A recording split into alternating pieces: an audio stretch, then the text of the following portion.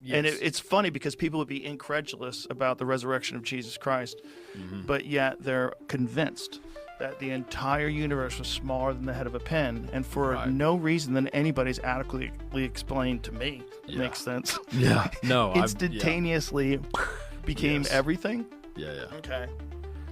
I can't buy that. I'm sticking with Jesus on that one. Yeah. Like, Jesus makes more sense. Joe Rogan leaves Tim Pool absolutely speechless after boldly declaring, "I'm sticking with Jesus."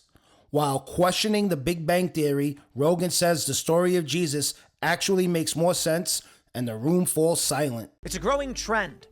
Young people are finding the church expressing interest in Jesus Christ. Many people in this country are starting to become Christian or return to their faith. Notably, Russell Brand famously got baptized and is now a Christian. Even many pro skateboarders who are largely viewed as degenerates.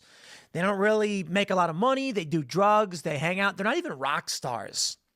Many of these pro skateboarders we're finding, they're getting baptized. Joe Rogan may be a great example of this shift when he said he's sticking with Jesus in questioning the Big Bang Theory. Now, I'm not saying Joe's a Christian guy.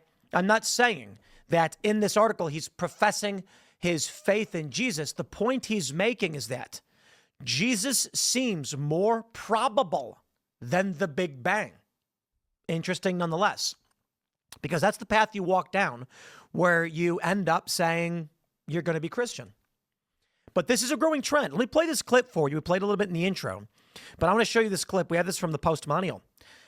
Podcast host Joe Rogan has once again expressed growing interest in Christianity during his recent episode of the Joe Rogan Experience, telling the guests he finds the idea of Jesus Christ increasingly compelling and even more logical than scientific explanations.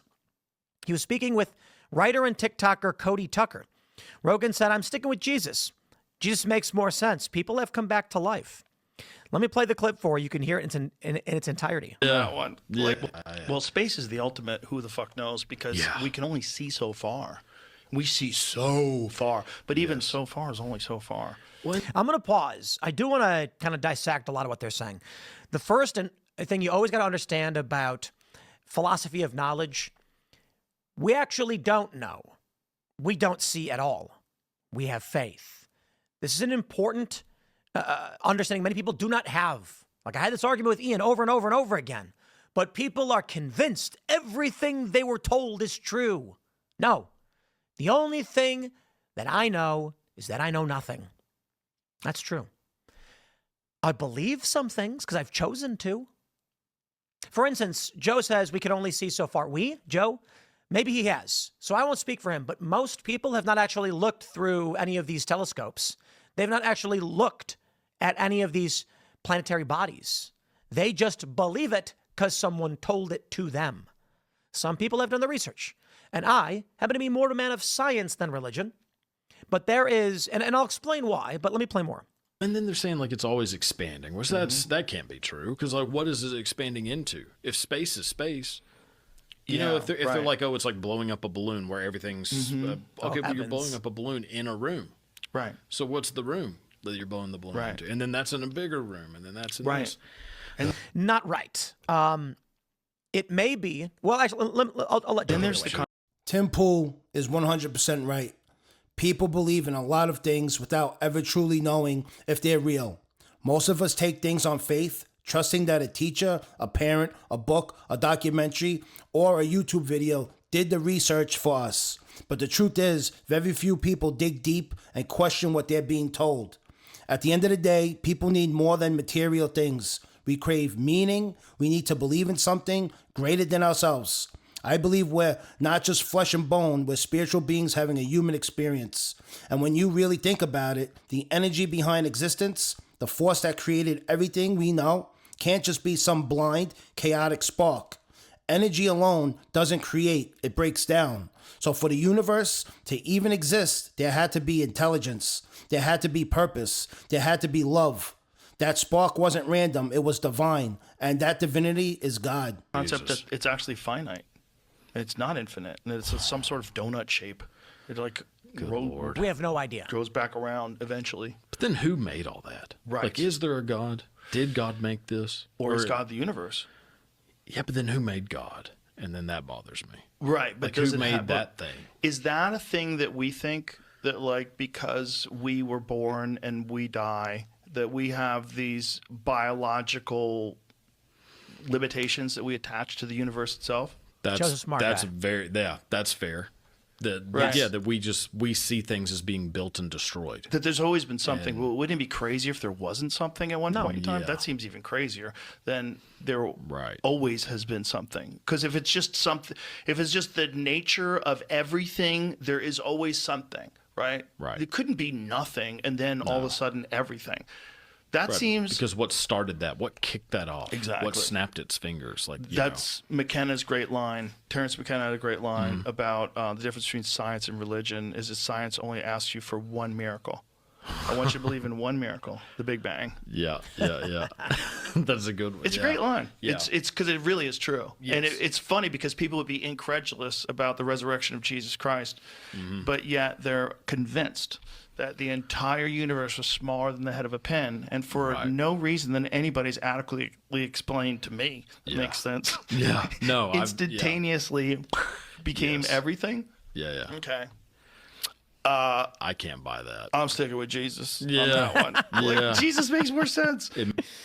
This is the funny thing. Religion, creationism, evolution, science. Now, I think it's fair to say that some things are easily observable by the average person. What I can say is I have here this hilarious rubber mallet. Raymond left it here. And I know that if I bashed my monitor right now with it, it would break. See, I do know that's true. However, there are greater questions about, say, what do we breathe in? You can do a simple experiment to know that there is a vacuum and that air exists, and that's what high school science class is for. But there are greater questions we can't answer. How did the universe start? Theoretical astrophysics? We think. You know, what happens is when we look through these telescopes, we see, I think it's a redshift. I don't even know these things. Let's get the data pulled up while I talk. I'm pretty sure it's the redshift because I just read some of this stuff. Redshift is a phenomenon where light from an object in space appears shifted toward the red end of the spectrum, meaning its wavelengths are stretched and its frequency decreases. What this implies is that the object is moving away from you because as the universe is expanding and the object is moving away, it makes the light wavelength stretch out. When it's moving towards you, the light is compressing because it's moving towards the light. So that's a blue, I believe that's a blue shift. I don't know. I'm not a physicist or anything like that. So we did this and we were like, hey, everything is kind of redshifting and moving away from us. So the universe is expanding and it looks like it's expanding faster. Well, back in the day, there were a handful of theories. There was solid state theory. There's big crunch theory, the argument that the universe will expand outward, but then collapse back inward. All of those, they're just ideas. And there's a battle of math to try and figure out what is true and what isn't. Joe Rogan is not wrong. Now, the funny thing is, he said people come back to life all the time. He's correct. But that wouldn't be a miracle, would it? Still, it's enough for people to believe that it actually happened. Then we can have a scientific, secular view of what Jesus is, in that he's a man who preached this new view of Judaism, essentially, of Christianity, what it came to be. And when they crucified and stabbed him, some have argued, these are secular individuals, he didn't actually die. He was comatose. And when they put him in the cold, dark cave, it slowed down his functions so that he didn't bleed out and die instantly, allowing him to recover a little bit and then escape and run away. Or, if you were of the faith, he died. And then on the third day, he was resurrected. That's a miracle. The other one is just someone trying to explain it. Either way, here's the thing. We know people exist. Sometimes people come back to life. There's potentially powers beyond us. Both religion and the Big Bang contend there's powers beyond our understanding, in which case, Joe's making a great point. It is actually much simpler, mathematically, logically, to say the universe was created and God sent his only son and all of those things, than to believe in the Big Bang. Now, here's what I have to say. Here's the truth.